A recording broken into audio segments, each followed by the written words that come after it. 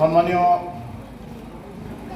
অসম চাৰি ছাত্ৰ সন্থা শিৱসাগৰ জিলা সমিতিৰ উদ্যোগত তথা আৰ্টছা ডিমু আমগুৰি নাজিৰা শাখাৰ সহযোগত দিনজোৰা কাৰ্যসূচীৰে ৩৭তম শ্বহীদ দিৱসৰ কাৰ্যসূচীত মুকলি তথা স্মৃতিচাৰণ সভাত উপস্থিত থকা চৰ্দাৰ শিক্ষাগুৰু বৰগা কলেজৰ বাণিজ্যিক বিভাগৰ অধ্যাপক চৰ্দাৰ অনিতা ছাৰ, বিশিষ্ট ক্ৰীড়া সংগঠক সমাজকৰ্মী, ফুটবল বুলিলে বেলেগ কথা চিন্তা নাহে চৰ্দাৰ নিতুল কাকতি ডাঙৰীয়া, শিৱসাগৰ জিলা ক্ৰীড়া সন্থাৰ ফুটবল সন্থাৰ সন্মানীয় সম্পাদক মৃণাল চুতীয়া ডাঙৰীয়া, ৰাম তাঁতী ছাৰ, যুগল দাস ডাঙৰীয়া, বিশ্বামিত্ৰ পাণ্ডৱ ছাৰ, চৰ্দাৰ শিক্ষাগুৰু, প্ৰাক্তন ছাত্ৰ নেতা ধনেশ্বৰ মাহিলী ডাঙৰীয়া, হেমন্ত দাস ডাঙৰীয়া, আমি একেলগে চাৰি ছাত্ৰ সন্থা কৰা তিলক হেমৰম ডাঙৰীয়া, বৰ্তমান শিক্ষক, একালৰ প্ৰাক্তন ছাত্ৰ নেতা বিশিষ্ট সমাজকৰ্মী শিৱপ্ৰসাদ বত্ৰা ডাঙৰীয়া, চাৰি ছাত্ৰ সন্থাৰ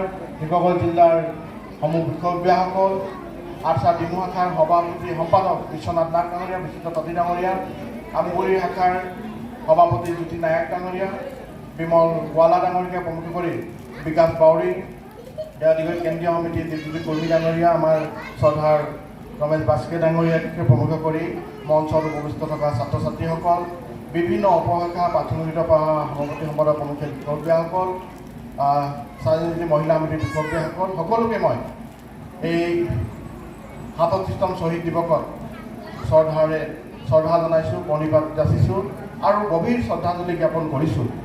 এইকাৰণে কৰিছোঁ, আমি আহি আজি ৩৭টা বছৰত ভৰি দিছোঁহি।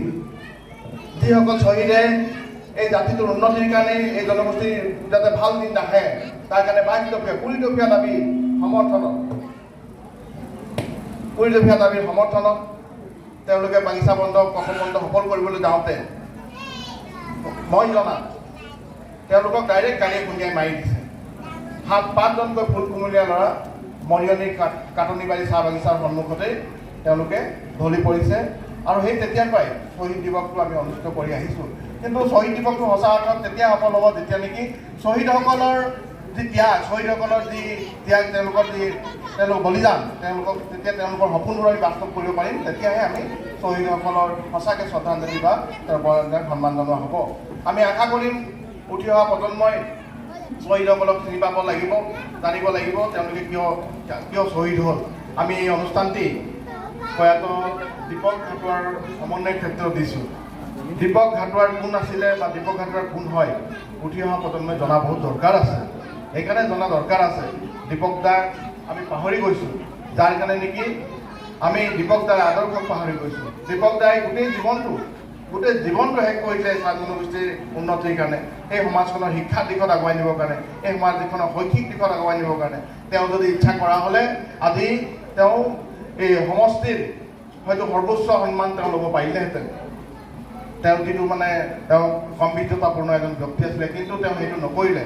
তেওঁ জাতিটোৰ কাৰণে, জনগোষ্ঠীটোৰ কাৰণে এটা চিম্পুল, প্ৰথমে আপোনাৰ ডিমু টাউন এম.ই. টিচাৰ আছিলে, তাৰপিছত গৈ পেলাই ব্লক অফিচাৰ হ'ল। তাৰপৰা তেওঁ দবা খেলি ভাল পাইছিলে, দবাৰ প্ৰচাৰ কৰি তেওঁ লাষ্টত অৰ্বিটৰ হৈ পেলাই ৰাছিয়ালৈ গৈছিলে বা ফ্ৰান্সলৈ গৈছিলে। তো তেনেকুৱা এজন ব্যক্তি আমি কিন্তু পাহৰি যোৱাটো দুখৰ কথা। তেনেকুৱা যদি ব্যক্তিজনক আমি পাহৰি যাওঁ তেনে সমাজখনে বা জাতিটোৰ বা জনগোষ্ঠীটো কিন্তু উন্নতি কেতিয়াও হ'ব নোৱাৰে। ইয়াত দুজন ব্যক্তি বহি আছে, আমি মাতিছোঁ, আজি নিমন্ত্ৰণ জনাইছোঁ। শ্ৰদ্ধাৰ নিতুল কাকতি ডাঙৰীয়া ক্ৰীড়া সংগঠক, শ্ৰদ্ধাৰ মৃণাল চুতীয়া ডাঙৰীয়া। ৩৭তম শ্বহীদ দিৱসৰ এই কাৰ্যসূচীত আমাৰ নিমন্ত্ৰণ ৰক্ষা কৰি যিসকল ব্যক্তি আহিলে বিশিষ্ট অতিথি হিচাপে, মুখ্য অতিথি বক্তা হিচাপে, তেওঁলোকক মই চাৰি ছাত্ৰ সন্থা শিৱসাগৰ জিলা সমিতিৰ তৰফৰ পৰা আন্তৰিক শ্ৰদ্ধা তথা নমস্কাৰ জ্ঞাপন কৰিছোঁ।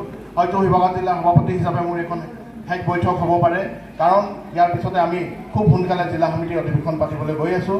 আশা কৰিম যাতে আপোনালোকৰ মৰম চেনেহ তথা আপোনালোকৰ সহযোগিতা অনাগত দিনত শিৱসাগৰ জিলাৰ যিসকল দায়িত্বত থাকিব তেওঁলোককো সেইদৰে মৰম চেনেহ দেখুৱাই আপোনালোকে যাতে তেওঁলোকক আগুৱাই যোৱাৰ ক্ষেত্ৰত, সংগঠনটো আগুৱাই নিয়াৰ ক্ষেত্ৰত যাতে আপোনালোকে গাইড কৰিব, তাৰ কাৰণে মই আহ্বান জনাম।